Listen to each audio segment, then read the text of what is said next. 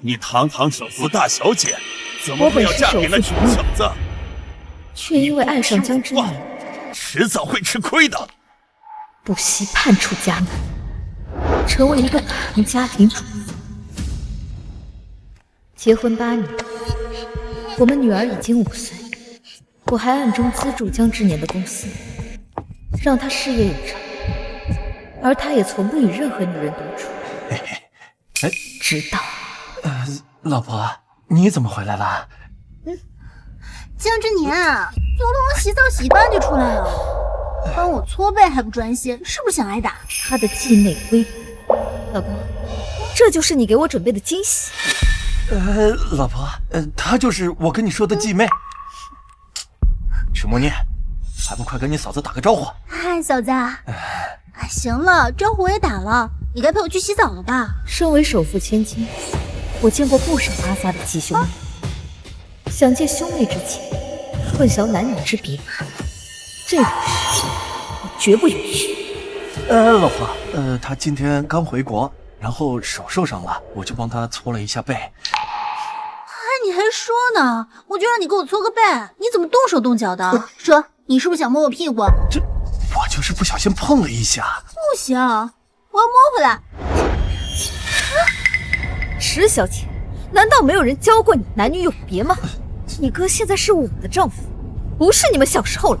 哥，你看嫂子，我刚回来就给我一个下马威，从15岁开始，我哥就帮我搓澡了。他全身上下哪儿我没看过，就连他大腿上的印记也是我帮他搓的呢。这都过了多少年了，你提这个干嘛？老婆，要不我们还是先坐下来聊吧。老婆，默念是我从小看着她长大的，在我心里她就是个小女孩。你这么斤斤计较，是不是有点太敏感了？现在拿着你的东西从我家滚出去！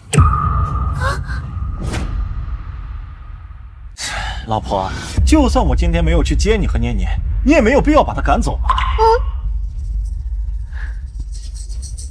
我再说一遍，从我家滚出去！嫂子，你有必要这么小气吗？我和我哥那就是正常往来，根本没有你想的那么龌龊。是啊，老婆，我妹今天刚从国外回来，都没有时间收拾房间。你这么晚把她赶出去，她晚上住哪儿啊？所以你是选她了？选我怎么了？嫂子，你是外星人，不知道我和我哥的感情有多深。就算我要睡我哥10几年前早就睡了，根本轮不到你来接盘。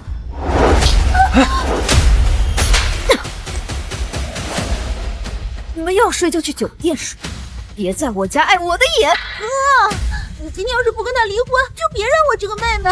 默念，老婆，你念念，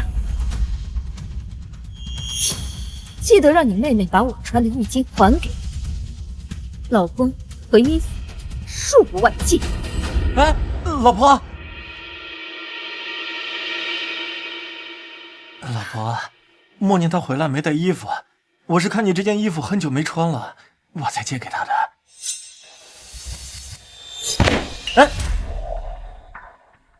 江之年，8年前你答应过我永不出轨，而现在却在浴室里为别的女人擦背，还是当着我和女儿的面。老婆，默念是我的妹妹，她住在我家，我帮她洗个澡搓个背，不是很正常吗？这有什么大惊小怪的？以前的事我不管，但现在你是我的老公，我对你一心一意，不仅是为了你，也是为了女儿。老婆，你放心，以后你和女儿就是我的一切。我发誓，既然你不喜欢她，我以后一定离她远一点。好吧，既然你这么坦诚的话，那我就再给你一次机会。好，老婆，你先坐。老婆，你放心，这次机会我永远不会用上。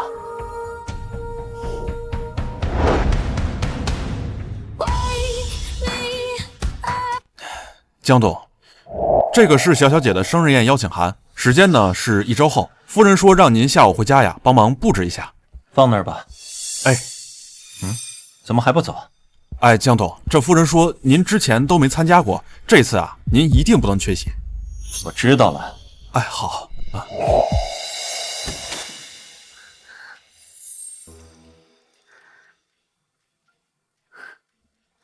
哥，我不是说你回国很累，可以先回去休息的吗？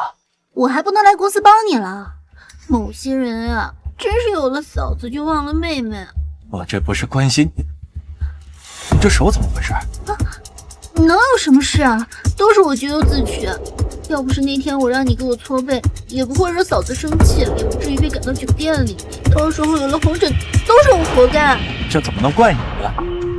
那都是你嫂子自己争风吃醋。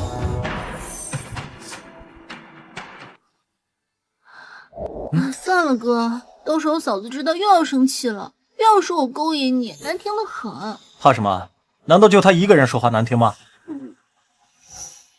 你这腿上怎么也有红疹？你从小皮肤就比较娇嫩。走吧，我带你去医院看看。哥，我不去，我现在全身都是红疹，难看得很，我不想让别人看我。放心，那我帮你上药。明天他们都会过来。昨天我手受伤，你没能为我擦背，但今天我过年，你就为我全身上药。20年的血缘不是婚姻能阻隔的，天降爱情固然赶不上兄妹，什么情欲都比不上亲人的身体安康。江之年，昨天你只是为他擦背，今天却连他全身都擦遍，这就是你答应我的，永远不用用上我给你的机会。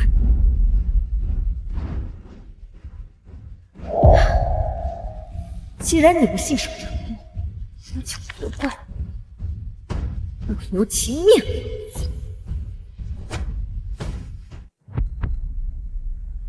哎，莫念小姐，我昨天还看你发的朋友圈，没想到咱们江总这么宠你啊！这还能有假呀？江总可就这么一个妹妹，不宠她能宠谁呀？算了，你们还是别这么说了，到时候被我嫂子听到了，可就不好了。哎，那怎么了？咱们江总还是能拎得清的。这兄妹如手足，妻子如衣服，这天降爱情呀，也比不上你们的手足之情，是不是？嫂子，你怎么来了？我要是不来，你和我老公在酒店的朋友圈不就白发了？啊！嫂子，我发那个朋友圈就是为了感谢一下我哥，你为什么非要强调在酒店呀？你这不是毁我哥的清誉吗？要不你还是跟他们解释一下吧。解释？怎么解释？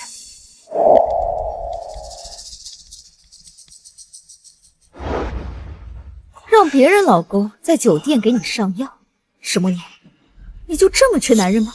要不我给你介绍个牛郎，好好满足一下你的癖好啊！嫂子，我让我哥给我擦药，那是因为我就没有把我哥当男人，我们两个没有男女之防，我让他给我擦药怎么了？你能不能不要这么胡闹了，嫂子？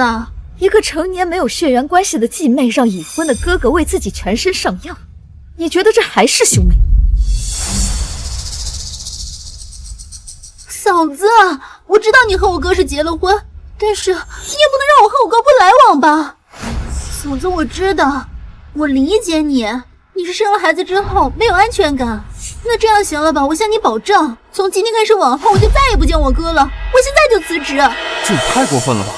这平时就说江总被他管得很严，没想到这么爱吃飞醋啊！莫念小姐不是说了吗？樊夫人生孩子得了孕期综合症，不仅爱胡闹，还是非不分。江总娶了她，真是倒了8辈子霉了。你们够了！樊瑶成，是你够了。哎，这樊瑶成，你能不能别这么斤斤计较？江之年，你5年都没有陪女儿过1次生日，好不容易答应，却抛下妻女跟一个女人在酒店彻夜不归，现在还说我斤斤计较。不然呢？一个生日有什么好值得关心的？默念她都浑身过敏了。念念昨天在客厅等了你1晚上，她都感冒了。你妹妹比我和我女儿加起来还要重要，是吗？谁知道你连照顾一个人都照顾不好？樊成阳，就算念念感冒，也只能怪你。如果不是昨天晚上你把默念赶走，她也不会全身过敏，我也不会住1晚上酒店。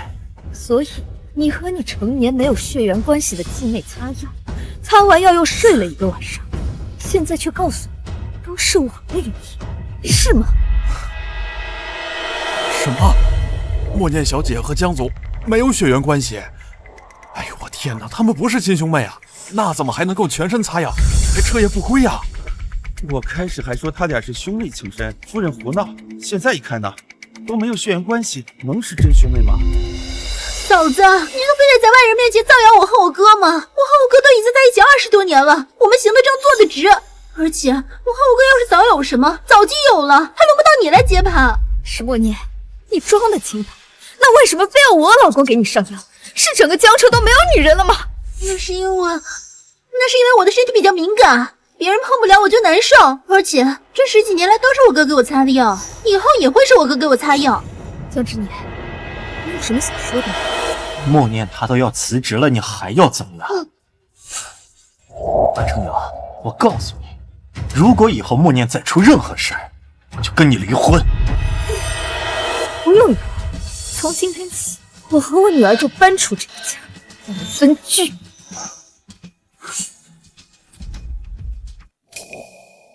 那天后，我带女儿搬出了家。既然江之年选择迟默念，那我们就给他一个冷静的机会。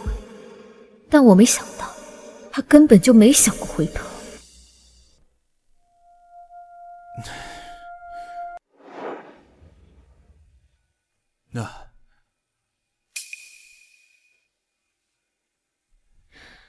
这些都是他和沈默念一起的照片。夫人，江总也太过分了，他怎么能因为一个继妹跟你闹分居呢？跟继不继妹的没有关系。江之年这种人，他只要想出轨，任何人都能成为他的借口。在我离开这家之后，江之年彻底暴露了本性。他和迟默念成双入对，形影不离。我委托律师调查，却得到他们越来越胆大妄为的信号。大胆的第一次比基尼双人浴，你陪我小，我陪你老。从羞涩到成熟，你看到我身材是否会脸红心跳？山顶露营晚上好可怕，还是在哥哥怀里睡得安心。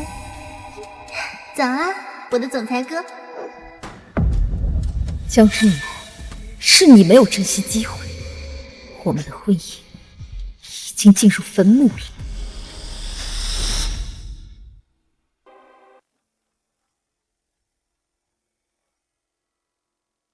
妈妈，明天就是我的生日，爸爸会不会来啊？爸爸当然会来啊，妈妈给爸爸打电话好不好？好。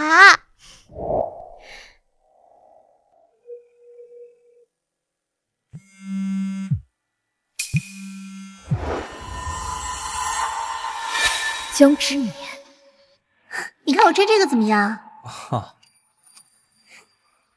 挺好看的。那我们走。走。哥，这可是女士内衣店，你就站在门口，可不许偷看呀。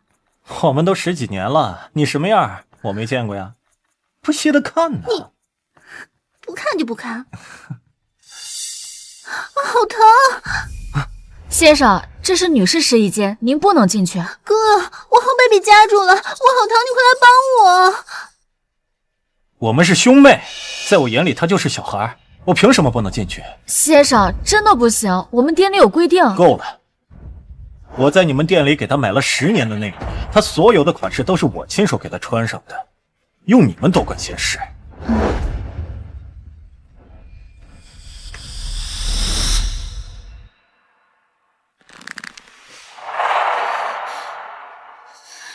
妈妈，为什么姑姑让爸爸给她穿衣服呀？念念，你先去车上等妈妈好不好？妈妈等会儿就去找你。好。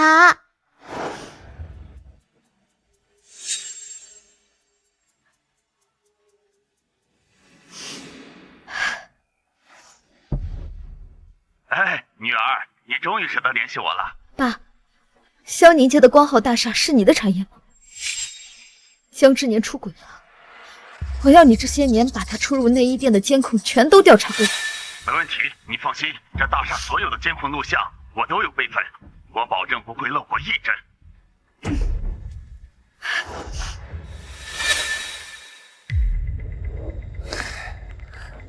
抱歉，江总，您是我们店最尊贵的顾客，您可以和池小姐参与我们店的真心话活动，只要你们说出埋藏在心底最深的一件事，就可以免费获得礼品。不用了，我不缺钱。哥，不要嘛，我想参加。好吧，那我帮你挑一个。你觉得我做过对你最好的一件事是什么？这还用问吗？当然是1年前我在国外，是想体验一下当母亲的感觉。你就连夜出国来给我一个孩子啊？这难道还不够好吗？要送就送一个孩子，这才是真正的兄妹，这才是一家人啊！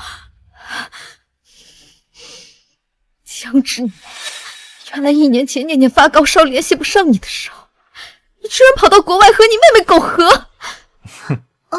不过哥，虽然我愿意帮你生孩子，但是我可不想带孩子，带孩子又脏又累的，而且还要给小孩换尿布，恶心死了。放心，当哥的还能不满足你吗？既然你嫂子有带孩子的经验，以后咱们的孩子就让你嫂子带吧。你还说呢？就凭嫂子那个吃醋劲，到时候不把我们的孩子扔出去就不错了。你以为江念念的念是谁的念啊？池默念。8年了，我从来都没有忘记过。樊瑶城不过是你的替身罢了。江之年，是你先抛弃妻女，伤害我樊瑶城的人，我一定会把他送进监狱。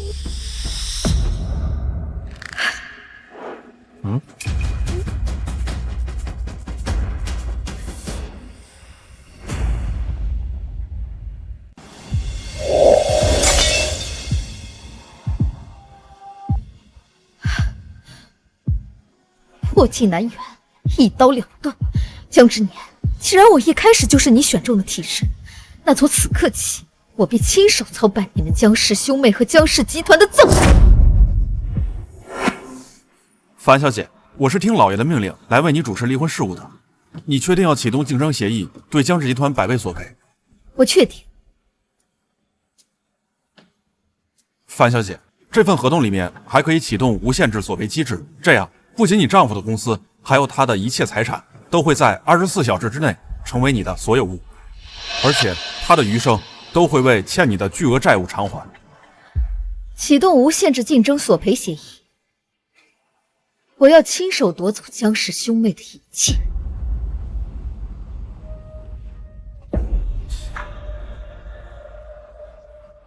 另外，再帮我准备一份离婚协议，在明天之前给到你。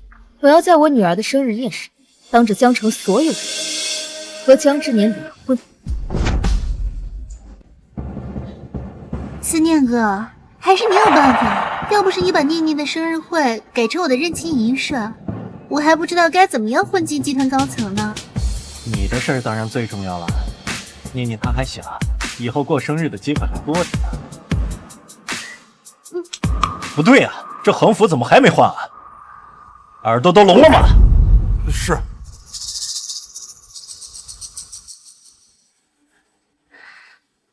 念念，今天是姑姑认亲的大好日子啊！你叫姑姑一声妈妈，好不好？我好姑姑，我有妈妈。江念念，你怎么这么不懂事啊？不要，我有自己的妈妈。小孩子不懂事。哥，今天可是我认亲的大好日子啊！你可别训念念，把念念训哭了，小心我跟你没完。好，我就知道你最心疼念念了。念念，还不快跟姑姑道歉？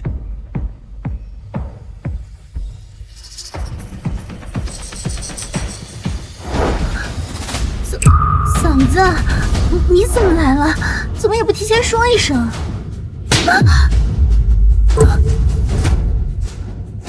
石默念，你以为装无辜就有用了吗？下次我再看到你的脏手放在我女儿身上，我就砍了她。樊成瑶，你够了！我不够，江之年，这就是你说的要对女儿好，把女儿的生日宴改成你情人的认亲仪式，还要为伤害她的人出头。樊成瑶，你闹够了没有？默念只是想跟孩子打个招呼。再说了，他今天刚回国，跟孩子亲近一下怎么了？就是你把孩子教成这样，干什么呢？啊，哥，算了，我不知道嫂子这么敏感，都怪我，早知道我就不应该碰念念了，这样也不会让嫂子有产后抑郁了。石墨念，你现在还在装兄妹之情有意思吗？你就不怕我把你们的奸情公布出来？今天是默念回来认亲的大喜日子，我妹妹20年的清白，怎么能让你随意诋毁？清白？江之年，要是真的那么清白，那你怎么会让你的继妹怀上你的孩子呢？你胡说什么呢？樊耀成，你别血口喷人，我和我哥就是正常的往来。念念，妈妈要处理一些事情，你先回家等妈妈好不好？好。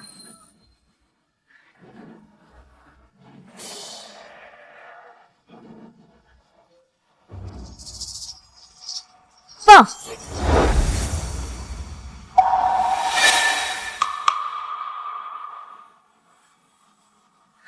当然是1年前，我在国外收吴良，想梧桐当妈妈，他就连夜出国送我一个孩子。那你得把他原来的女儿给我，要不然他偏心怎么办？那当然，你以为江念念的念是谁的念？迟默念。樊城瑶不过是你离开我的替身。哼，来，这我就说哪有继兄对继妹这么亲密的？他们两个果然不对劲，表面上哥哥妹妹的，背地里连孩子都搞出来了。我呸！樊城瑶，你凭什么偷拍我和默念？这是我们的家事，你为什么要毁我妹妹的清白？家事？江之年，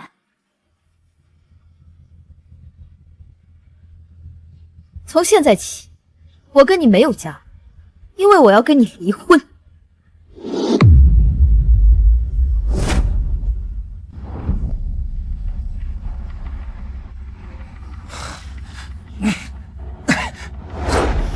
樊城瑶，我跟你分居半个月是为了让你好好清醒一下，你怎么越来越疯了，还想着跟我离婚？江之年，都到这个时候了，你还耍什么威风？你要不要看看你们江家还能丢脸到什么地步啊？江总，刚才樊小姐发的视频和录音都是真的吗？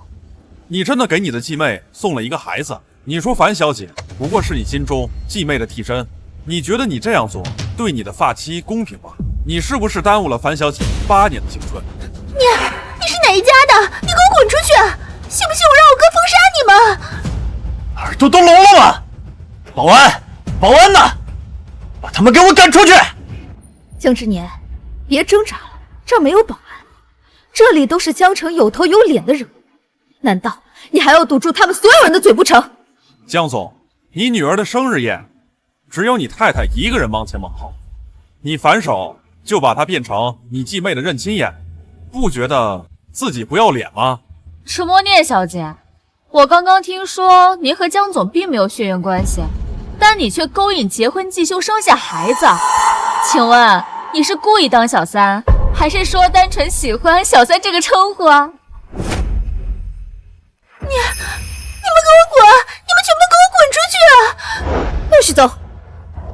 樊耀哲，你把我和我妹妹害成这样，你还要怎么样？滚开！我害你？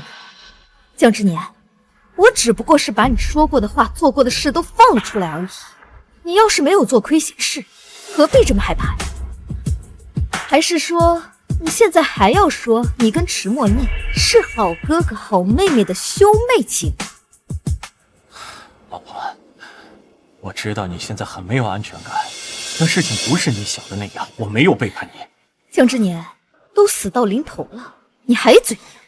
老婆，你现在先让这些人走，等到回家之后，我再慢慢给你解释，好不好？当然不好。江之年，你还想解释什么呀？你是说我们在座所有人看到的、听到的都不是真的，而你信口胡说的才是真相？老婆，我不是那个意思。那你是什么意思？想回去之后用孩子求情威胁樊小姐？我倒想听听她怎么解释。解释她妹妹肚子里的孩子是从天上掉下来的。老婆，这件事情确实是我做的不对，但是家丑不可外扬，你能不能让他们先走？念念也是你的孩子，如果这消息要是传出去，念念以后还怎么见人？滚！老婆，给我一个机会，我一会儿给你满意的答复，好不好？哥，你干什么要跟他好好说呀？你凭什么要跟他解释啊？不错，我也不需要解释。范瑶成，你知道这些到底是为什么吗？就是因为这8年来，你根本没有尽到一个妻子该有的责任。你怀孕以后不让我哥碰，我作为姐妹帮他一下，怎么了？默念，你别说了，我就要说，我们俩是继兄妹，又不是亲兄妹，睡觉怎么了？我告诉你，我不仅睡了，在你怀孕的时候，我们还天天睡。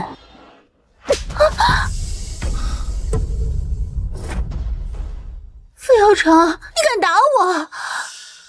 我打你怎么了？你敢当众说你偷人，我作为正妻还打不得你这个小三了。樊瑶成，你骂我打我可以，但你动我妹是怎么回事？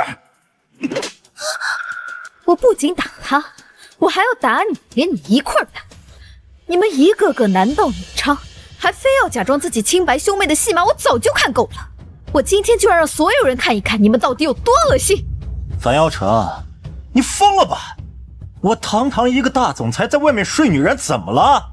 再说了，我出去外面又没有乱搞，是你怀孕没办法履行职责，我睡个女人怎么了？江之年，你知道你自己在说什么吗？我说得很清楚，我又不是一直出轨，只是你不能跟我睡觉的时候，我跟默念同个房罢了。难道我还不够爱你吗？就是啊，作为妻子，你不履行自己该有的义务，那我这个鸡妹来帮你，你不感激我也就算了，怎么还在别人面前诋毁我呢？你不觉得羞愧吗？好，石默念，我还真是低估你跟江之年的脸皮了。既然你们颠倒黑白，那我倒要问问，你们说只有我在怀孕的时候和分居的时候才睡在一起的，对吗？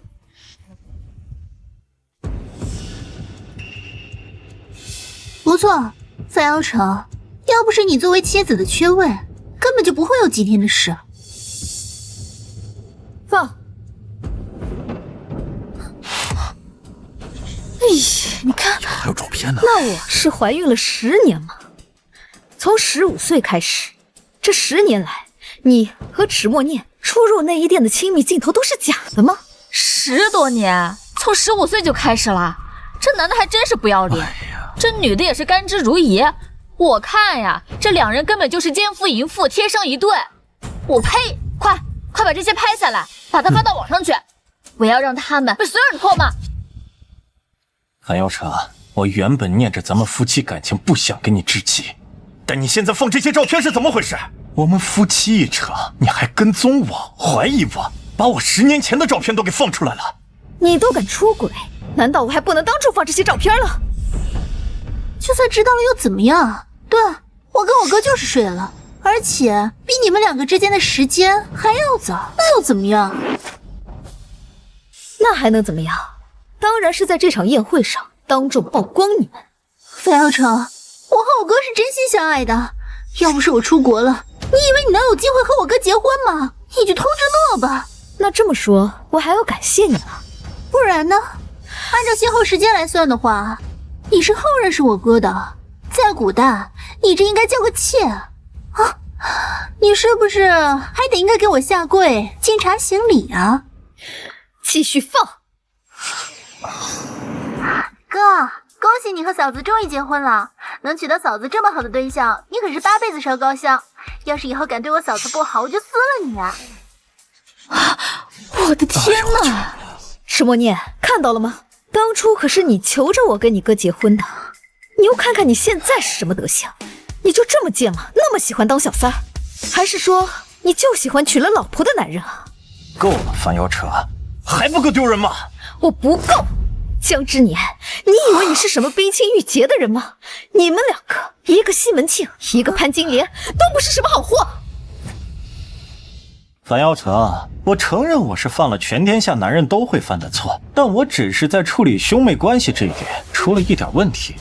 你至于这么咄咄逼人吗？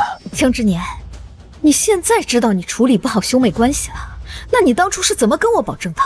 你说你和池墨念之间清清白白，都一起睡了10几年了，还清清白白，我呸！真是侮辱了兄妹这个词。像这种假兄妹我见多了，就是年轻时犯了错，然后故意隐瞒，让别人接盘，真恶心。江之年，你现在知道你有多恶心了吧？够了，樊瑶成，这次算你赢了。如果再这样的话，我可就翻脸了。没错，樊瑶成，你现在身上吃的、用的，哪个花的不是我哥的钱啊？要是你再这样下去，连你女儿也落不着好。软的不行，开始来硬的了是吧？不过我不怕。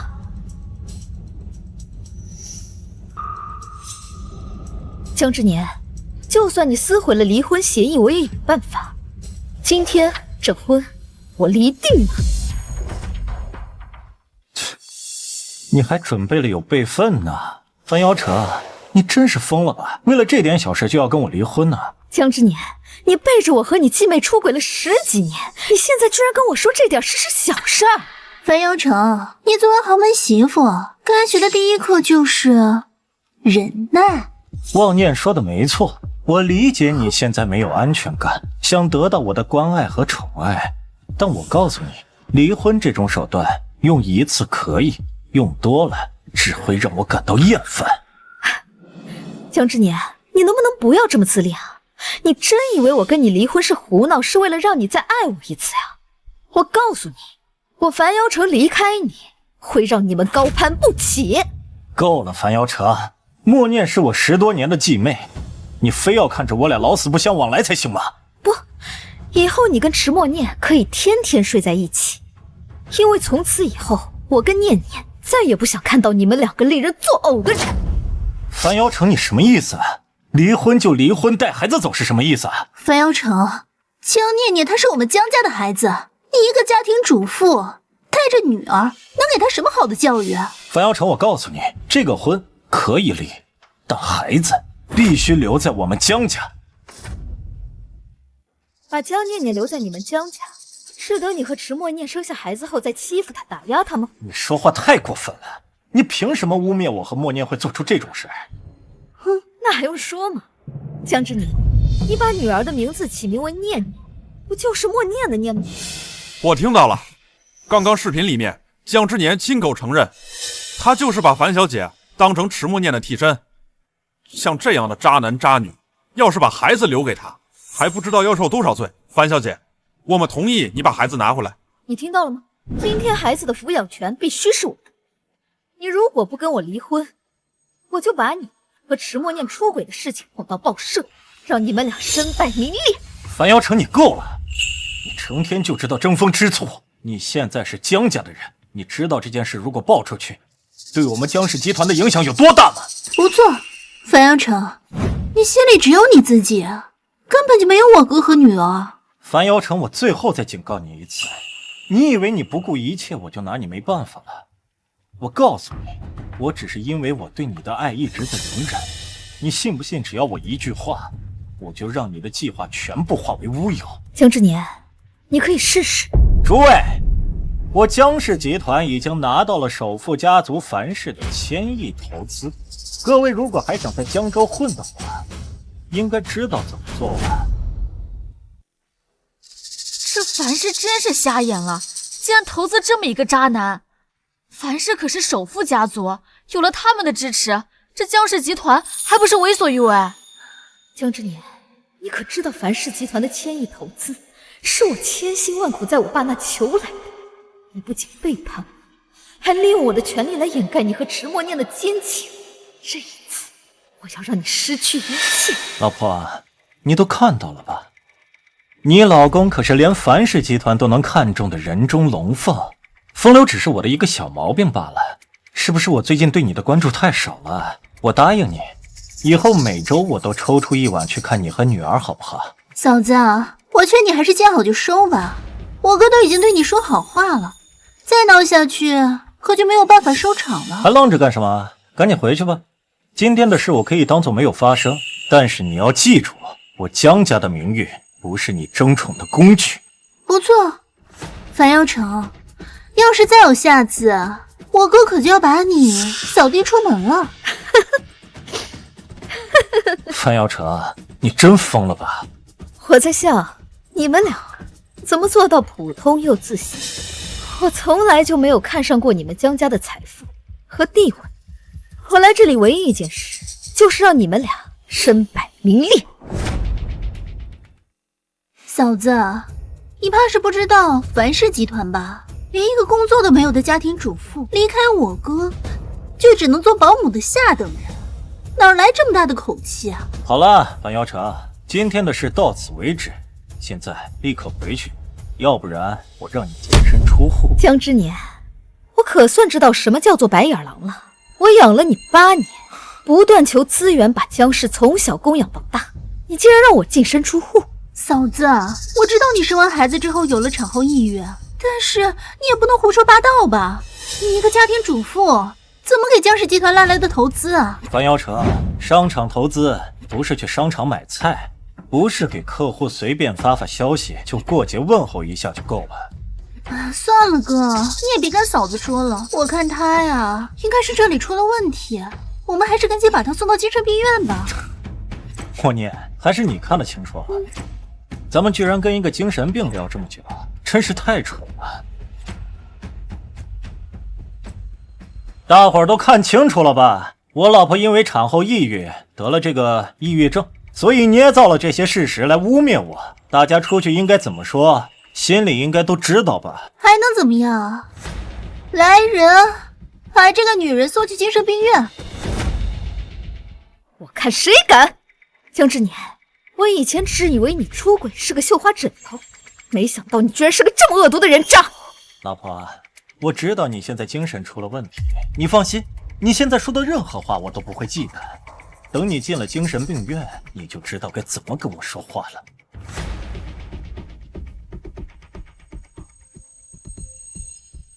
爸，你都听到了吧？我要求你立刻撤销樊氏集团对江氏集团的投资，我要让江之年失去一切，彻底身败名裂。女儿，你放心，我马上到。我倒要看看江之年他是怎么把我女儿送进精神病院。老婆，你发病真是越来越严重了，还叫樊氏集团给我们撤资啊？你以为你是谁啊？樊氏集团的嫡女吗？一个电话，一声令下，取消和我们江氏集团的合约。没错，我就是樊氏集团的嫡女。樊瑶成，你真以为你姓樊就能随意攀附了吗？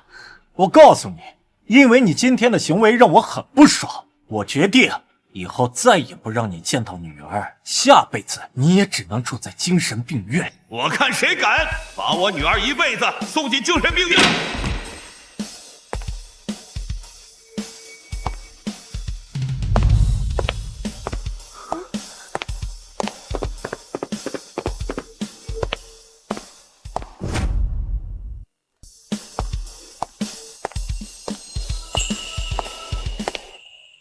女儿，你怎么了？是不是受到什么委屈了？爸，我没事儿，是女儿不孝，那么多年都没有去看过你。只要你过得好，没见我没关系。江之年这个混蛋把你害惨了，这一次我肯定不会让他好过。樊瑶成，你要请演员也请个专业点的好吧？请这么个穷酸老头，就他这样，能说动樊氏集团制裁我们江氏集团吗？我怎么这么不信呢？哥，说不定不是演员，你看他们俩那么亲热，说不定是嫂子找的干爹呢。好你个樊瑶成，整天说我出轨，原来是你以己夺人。就凭你婚内出轨这件事儿，咱俩离婚，你1分钱都别想拿到。对，没错，而且不止你1分钱别想拿到，你还得把我哥这8年来给你花的钱都还回来。住嘴！哟，这老头儿还挺会保护自己的小三儿啊，捡个垃圾真当破烂了。你知道我睡了他几年吗？8年。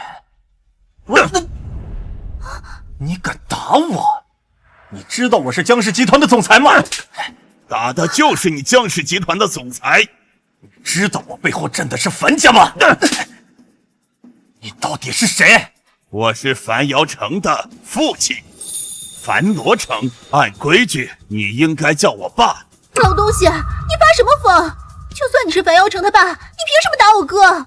樊瑶成，你为了一时之气，纵容你爸这么对我，你知道得罪我的后果吗？你付得起这个代价吗？江之年，你说错了，是你得罪不起我爸。樊瑶成，你装什么呢？结婚8年了，你什么底细我不知道啊？你爸不就是个普通的农民工吗？现在让你爸装富人，装得像吗？哥，我看他就是想给他爸戴高帽，到时候离婚多分点。你可千万不能上了他们的当啊！放心吧，我江家的钱没那么乱。既然他想占我便宜，那我就让他在江家8年的付出。哥，没错，不仅这8年的付出要全部吐出来啊！你生的孩子还有我哥一半基因，你是不是还得把精子钱也给我哥呀？你敢打我！我樊罗成平时与人为善，不打女人，像你这种下贱的女人就不配做人。哥，你快为我报仇！你敢打我妹妹？行，你等着，我现在就给樊家打电话，我让你们下辈子就得在街头上当乞丐。不用打了，我就是樊氏集团的总裁。什么？樊小姐居然是樊氏集团独女，那她岂不是一句话就能让江氏彻底消失？我们现在根本不用怕被樊氏封杀，甚至可以上网曝光这对人渣。这些墙头草眼睛都瞎了吗？我堂堂一个江氏集团的总裁，你们不信，去相信一个家庭主妇请来的演员？不错，樊氏集团董事长是何等人物？一个浑身穿假名牌的老头，也想冒充樊氏集团的总裁？江之年，石墨念，我现在也懒得跟你们2个井底之蛙争辩，反正从今日以后，江州的商业集团必定再无你们江氏的一席之地。虚张声势，你也就这点吹牛皮的本事了。你要是真像你这么说的，那我现在公司的股价是不是应该也掉了呀？对哥，我们来看看我们江氏集团的股票怎么又涨了？你说这樊氏集团的董事长说话是不是不灵啊？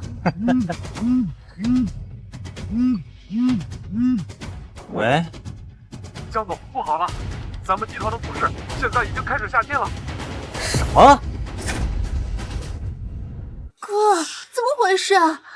你不是说江氏集团的股票是龙头企业吗？怎么会突然停跌啊？难道这是真的？樊小姐真是首富千金，她爸也是真首富。樊小姐刚刚说要让江氏集团在江州除名，现在江氏集团的股价就直接跌停了。哥，他们说的是真的吗？哦，樊瑶成，我还真是小看你了，没想到在我身边这么多年的秘书都被你买通了，请了这么多演员，花了不少钱吧？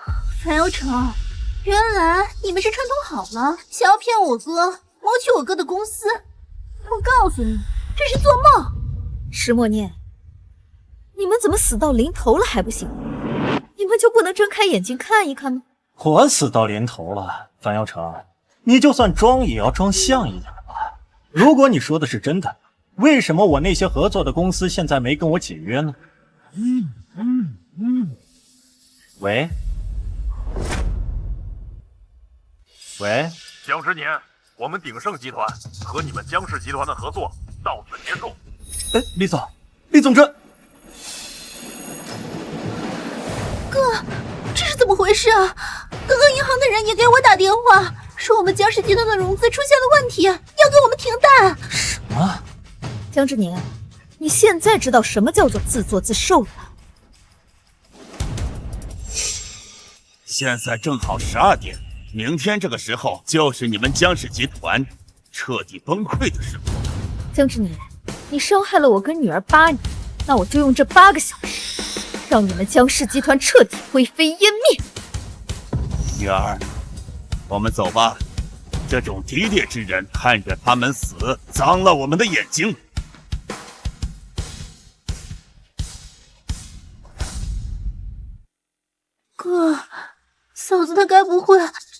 凡氏集团的嫡女吧？是不是我害了你？放心，我跟你嫂子在一起8年了，她什么样的底细我不知道吗？她就是故意让宴席上这些宾客在网络上散播谣言，从而降低我们的股价。那这么说，我们江氏集团的股价下跌，跟她没有任何关系啊？没错，我们2个人出轨的事儿，现在在网上已经是热搜第1了。那些投资人就是看到这些消息才撤资的。没事儿，我已经请了凡氏集团的投资人，只要等他一到，我们公司的股价就会立马上涨，说不定还能大赚一笔。那他们刚才说的那8小时的时限也是假的了，因为我们江氏集团的股价根本就没有问题。等这段风头过了以后，我们江氏集团在江州的企业当中照样还是龙头。樊瑶城想通过这件事来吓我，在离婚时多分财产，简直就是白日做梦。哥，樊阳城刚刚和他爸该不会是回别墅搬东西去了吧？有这个可能。走，跟我一块回去。这一次我要让他净身出户，女儿和钱一样都带不走。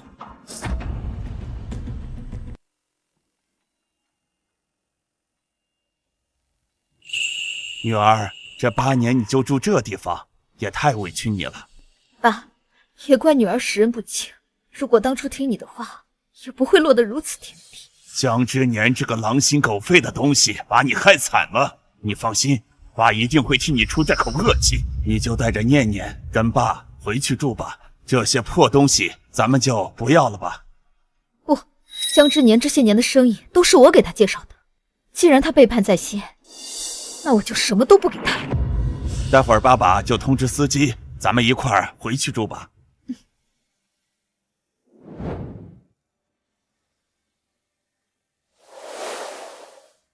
住手！樊大小姐，刚刚在宴会厅的时候，你不还是挺得意的吗？啊，说自己是什么首富樊家的嫡女啊？怎么还要回来偷偷我哥的东西吗？哼，樊瑶成，要不是默念提醒我，我还真没想到你在宴会上虚张声势是为了偷偷转移财产，这下人赃并获，我看你怎么收场。啊哥，我要是没记错的话，入室盗窃可是要坐牢的吧？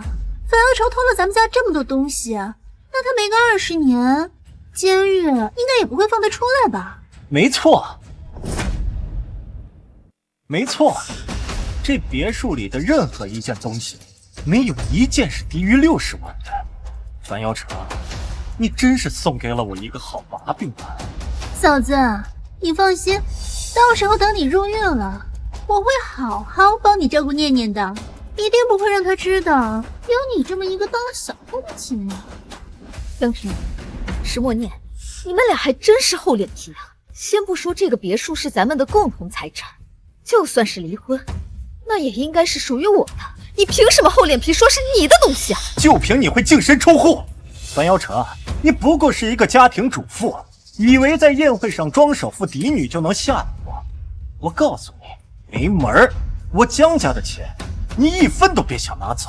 对了，嫂子，鉴于你刚刚在宴会厅的表现，我和我哥一致决定让你净身出户。你现在知道后悔了吧？如果当初你要对我和默念睁一只眼闭一只眼，说不定现在还能住在这个别墅里面休养。现在只能在街头当乞丐了吧？你们凭什么欺负我？难道就是因为我是一个没钱没势的家庭主妇？一点不错，这个社会就是弱肉强食。樊瑶成，你不过是一个家庭主妇，本来就只能做我的附庸。就算我江之年出轨了又怎么样？我江之年有钱。好，江之年，谢谢你让我知道了我这8年的付出有多天真，有多恶心。那好，既然你们欺负我这个没钱没势的家庭主妇，那我这个家庭主妇也欺负你们，让你还有你们兄妹俩彻底失去一切。樊瑶成，你疯了吧？你拿什么和我对抗啊？就凭我在宴会上让你们江氏集团的股价跌停，还不够吗？不过是一些桃色新闻罢了，能维持多久啊？这个世界是权力和财富的世界，我告诉你，3天时间，我让我们江氏集团的股价重新涨回去。哥，嫂子，你要知道，现在有钱人哪一个没有一点桃色新闻啊？而且大家也都不会在意啊。就算你今天在宴会厅得意了一下，把这个事情公之于众，爽了一下，但是那又怎么样呢？你到时候还是要回归到底层人民的生活，而我和我哥还是要在大平层里面潇洒度日呢。你们说的没错，但你们忘记了最重要的一点，我不是什么家庭主妇，而是货真价实凡氏嫡女。樊瑶城，你够了！你到底还要用这个身份装多少次啊？我装？那不然还是我装啊！樊家嫡女的身份是何等尊贵，别说你了，就连我见一面都难。你不过是给我当了8年保姆的全职家庭主妇罢了，你拿什么和樊家嫡女比较？年老色衰，不堪入目。哥，好了，他现在已经沉浸在自己的世界里无法自拔了，你跟他讲不通的。对了，哥，你不是说待会儿樊氏集团的投资经理要来吗？到时候有他做靠山，把我们江氏集团的股票直接抬起来，到时候再告诉他有人冒充樊氏集团的嫡女，你说樊瑶城这不就完蛋了吗？没错，樊氏集团最看重的就是企业形象，像这种毁坏樊氏集团声誉的人一定会受到严惩。樊瑶城，你这一次彻底完蛋了。江之年，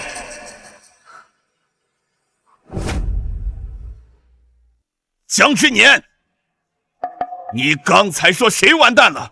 刚才在宴会上没把你训斥够，你敢在我的面前威胁我的女儿？老头儿，你跟你女儿真是行骗的一路货色。怎么着？以为在宴会上虚张声势就能吓到我？我告诉你，今天你们两个谁都别想走出我们江家的大门！放肆！老东西，你敢打我？我不仅打你，我还赏你一巴掌！我操！哥，这个家伙他老糊涂了，咱不跟他一般计较。等会樊氏集团投资经理就来了，到时候这2个骗子都得完蛋。行，老东西，你给我等着！喂，樊经理，您到了吗？那麻烦您快一点啊！这儿有2个人冒充你们樊氏集团的人，有一个冒充樊氏集团的嫡女，还有一个敢冒充樊氏集团的董事长。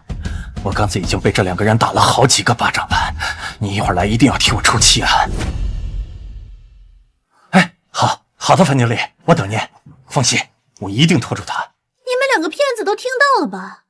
樊氏集团的总经理马上就要到，等他来了，你们2个骗子就会被抓去警局。樊瑶城，俗话说一日夫妻百日恩，毕竟看在你伺候我8年的份上，突然把你送进监狱，我还突然有点舍不得呢。要不这样吧，你现在跪下来和我和默念磕头道歉，我就原谅你。行吧，谁让你是我嫂子呢？那这样，嫂子，只要你答应我以后好好做好你当妻子的本分，到时候我哥去你房间，我可以睁一只眼闭一只眼。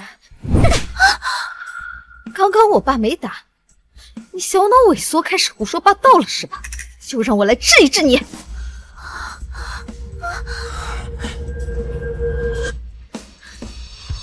是谁敢冒充我樊氏集团的大小姐呀？哎，小姐，樊经理，就是这个女人冒充樊氏集团的嫡女，我刚刚已经狠狠地羞辱过她了。你是说这位樊小姐是在冒充我们樊氏集团的大小姐？没错，不只有她，还有一个老头还在冒充你们樊氏集团的总裁。他爸也来了。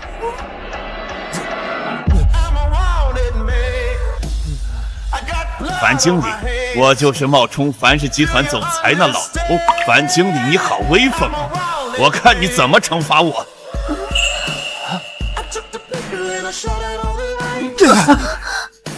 江之年，是谁告诉你我们董事长和大小姐是假冒的？真是狗眼看人低，有眼不识真龙啊你！樊经理，你这是什么意思啊？你没听清楚吗？刚才已经说过了，这位樊小姐就是我们樊氏集团的嫡女，而她的父亲当然是我们樊氏集团的董事长。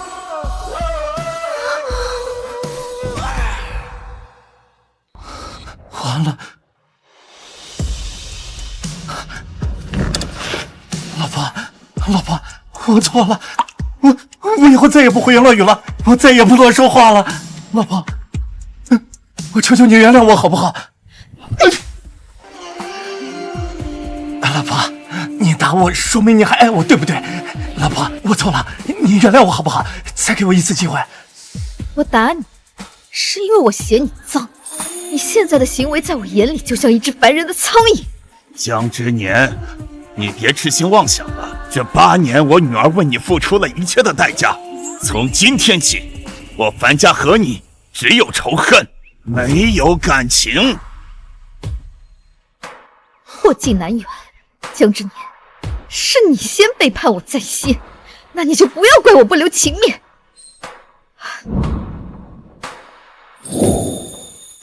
我之前说过，给过你8小时时间，现在时间也到了，你还有你妹妹的公司，以及你们名下所有的财产，都会在24小时之内转移到我的名下，而你也该出去了。我不信，老婆，我不信，你还戴着我们结婚的戒指呢，你还爱我对不对？我们还有一个女儿呢，老婆。女儿？我堂堂首富嫡女会养不起一个女儿？至于这枚戒指，